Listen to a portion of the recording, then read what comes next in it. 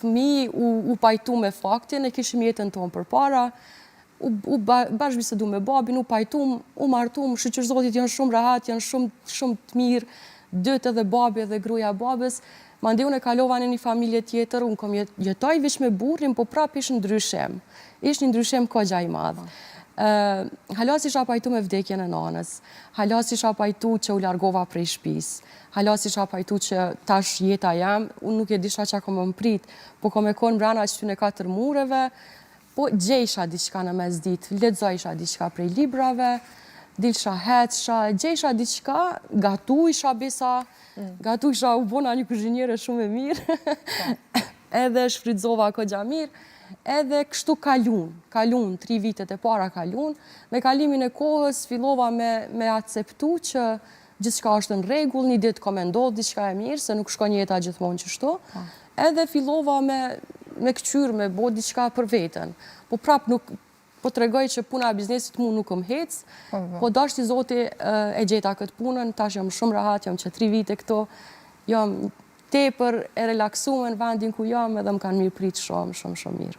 Vjen shumë mirë. Pate një moment dhe qatë bisedës më hershme, kur e përmende që je e lirë, me ecë, me shëtit, me po gjitha gjanat që dëshiron ti, e ke vetëm një breng që mos po të shajnë.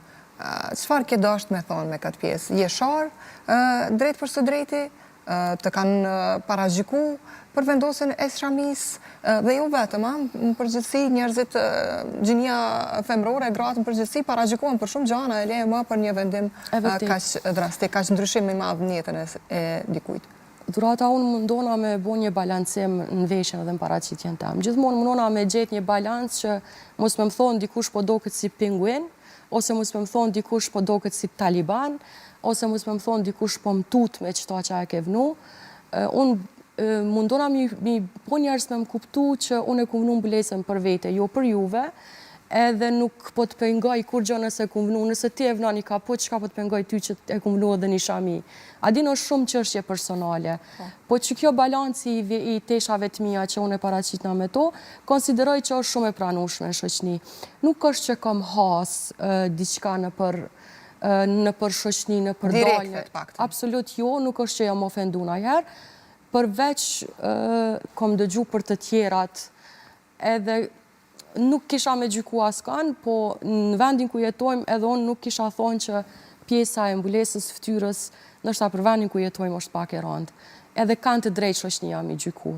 Kanë të drejtë se nuk është vendi për një kap që i thojmë na, është në Arabi e kanë të, do me thonë me legje kanë obligative me mbajt, për Kosovë nuk konsideroj që është obligative, madje nuk është as farz, nuk është obligim fetar.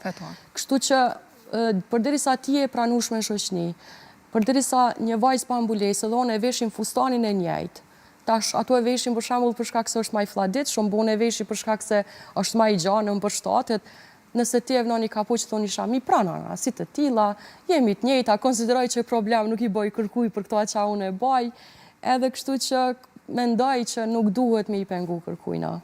Unë nuk mendoj që veç pëse është mbulesa në pyetje ti duhesh me gjyku ose mi thonë ti ke bo kështu, ti ke bo kështu. Nuk mendoj që një njeri me zemër të keqe ose një njeri që ka bo vepra shumë të këqia arrin deri te mbulesa. Se është kogja sakrificë. Vazhdon të komentohet dhe të diskutohet, sidomos gjinia femërore, sidomos në për rrjetet sociale. Që e thash edhe pak më herët është kthyer në një fenomen jo shumë të mirë, nuk po na një familje e kam një bindje që nuk na paraqet neve si shqiptar, po prapë se prapë po e bëjnë një gjë të tillë. Edhe në masë të madhe, dhe jo vetëm nga meshkujt, por edhe nga femrat gjithashtu. Unë mendoj që mediat, Facebookat, rrjetet sociale, ja kanë jap të drejtën secilit me u prezantu dhe secilit me u shpreh sot.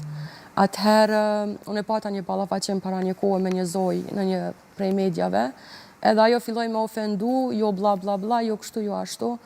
Edhe po më duket që kom qenë femna e parë që i kom thonë nuk guxon mi ofendu ma femnat, sidomos në emisione live, nuk guxon, ty duhet me ta ndalu dikush. Se unë e kisha shamin, ajo e kishe shirin, do me thonë s'na dalloj ke kur gjë, dhe ajo ishë mbulu totalisht. Nuk guxon, thashti mi ofendu femnat. Kush jeti, me çfarë të drejte? Edhe pra po thomë, derisa del dikush me ju thonë, ka daljen e se nuk është në rregull, me çfarë të drejtë ofendoni, me çfarë të drejtë gjykoni, me çfarë të drejtë mendoni që kjo e ka një të keqe veç pse e ka mbulesën kry. Thash Zoti, që kjo në shoqni ka mu të paktën ka mu zbut, ose eventualisht ka mu eliminu krejt, po edhe shoqnia ka me fillu me akceptu, njëri qysh pe akceptojnë edhe pjesën e martesës me gjinit njëjt, njëri qysh pe akceptojnë me jetu me kafsh edhe gjithçka tjetër. Po mu identifiku si kur kafsha, se ta është i kemi kalu edhe diçka tjetër. Unë i kam 4 maca në shpi, unë i maj 4 maca në shpi.